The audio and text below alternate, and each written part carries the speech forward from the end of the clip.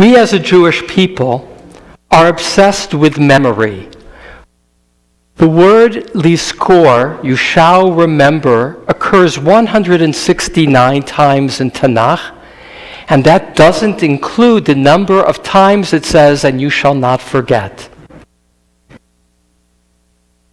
When we gather as community, we read Torah, and the Torah is another act of memory making. It recounts our people's history. This morning in particular, Moses is tasked with the beginning of what will be weeks of presentations to the people. Elie hadvarim asher diber Moshe el kol b'nei Yisrael. And these are the words that Moses spoke to all the children of Israel. And he will recount for them their long saga of the journey from slavery to the cusp of the promised land. But a question, why does Moses begin that oration by telling the people how their ancestors had failed God? That's what the rabbis will comment on. As Rashi noted, Elie hadvarim, these are the words, signifies rebuke. Moses begins rebuking the people. And in an early midrash, the rabbis will say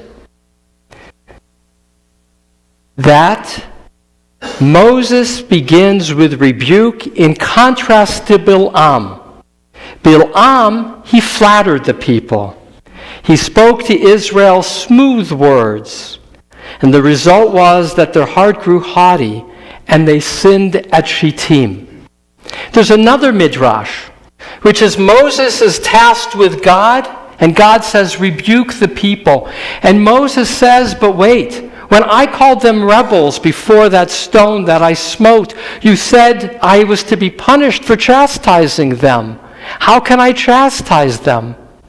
And the rabbis imagine God saying, it's like a man who was walking along and there was a hot coal and he burnt himself. And then he walks further and there's a jewel and he's afraid to bend over and pick it up. And in this case, God says to Moses, pick it up, chastise the people. This Torah is always read, as is the Haftorah, on the eve of Tisha B'Av. Tisha B'Av is not only the recounting of the people having suffered the destruction of the first temple, but it is a tale of how the people had failed God and were punished. There's a natural tendency to want to be happy. It's good.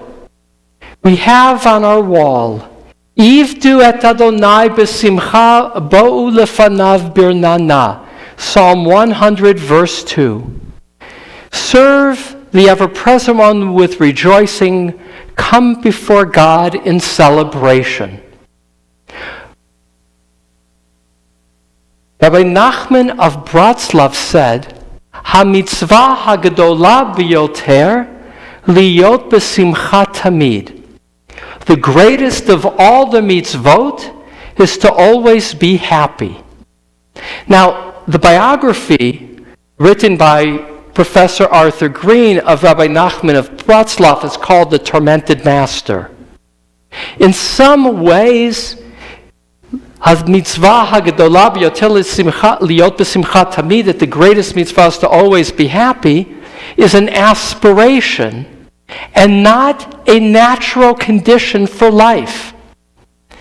Professor Yeshayahu Leibovitz points out, in reference to holiness, that when the Torah says, Kiddoshim tihiyu, you shall be holy, it is not like Korach understood it. It's not that you are a holy people.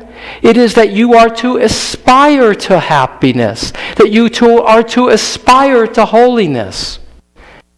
But to not contend with the realities of shortcomings of the past is to miss out on the joys that life also holds. That's what the rabbis also teach, that those who fail to mourn also lack the context to celebrate.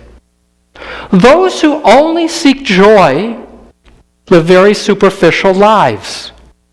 Because, as we saw in last week with that story of the Garden of Eden in honoring Hal and Rose, life is always made up of a trillant, a mix of ingredients that also includes the challenges of the past and even the pain of the past.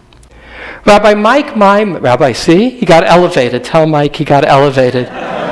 Mike Myman, in one of his Devar Torahs, told the story, perhaps apocrypha, perhaps imagined, of Napoleon, who was walking through the city of Paris with his attachés when he walked by a building and he heard crying coming. He was a bit startled by the grief that was apparent inside. So he sent in one of his attachés. And the attaché returned with kind of an awkward smile. And he said, those are Jews. They're mourning the destruction of their temple. He said, when was their temple destroyed? Which temple? He said, it's the temple in Jerusalem. It was destroyed 1,700 years ago. To which Napoleon said, any people that can mourn for 1,700 years a destroyed temple will one day celebrate its rebuilding. To remember the pain of the past, the loss of the past, provided us as a people a remembrance and a yearning for what was a dream, and yet what was a possibility that then became a reality.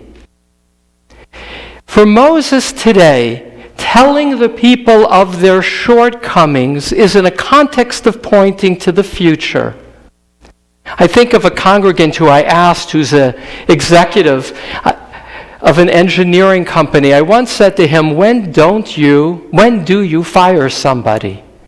He says it's very rare. We're very careful in vetting who we hire. The only time we really let somebody go from our engineering company is if they can't hear any criticism. If you say to them, you've fallen short in this, it needs correction, and they make excuses, and they can't hear that they need to change, we can't grow together. And that's the second context of hearing what went wrong in the past. It's the understanding of our tradition that if tomorrow is not better than today, to quote Rabbi Nachman of Bratslav, then why have a tomorrow? Which is to say that by hearing how we have fallen short, there is the possibility of improvement, and that we can be better moving forward. That's the context of Moses picking up those chastisements of where they had fallen short, because his overarching goal is to look forward and to pray with his words for what is possible of how they could be more.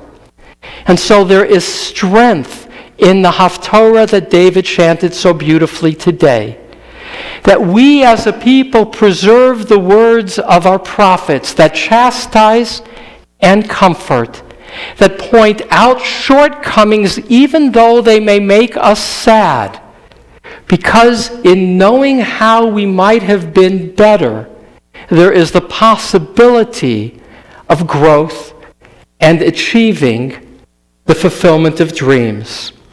Ribono Shalom, Master of the Universe, tonight we begin the Black Fast, the fast in which our hearts are to be broken, not only for what we lost, but for what our sages teach are the errors that we made as a people. For the first temple, the Talmud says, it was because of Avodah Zarah. It was because of the sin of idolatry. And for the second temple, the sages taught, It was because of sinat chinam, because of unjustified hatred among the people of Israel. We are taught to learn from the past in order to craft a richer and brighter tomorrow. May we so learn, and may we so rejoice. Amen.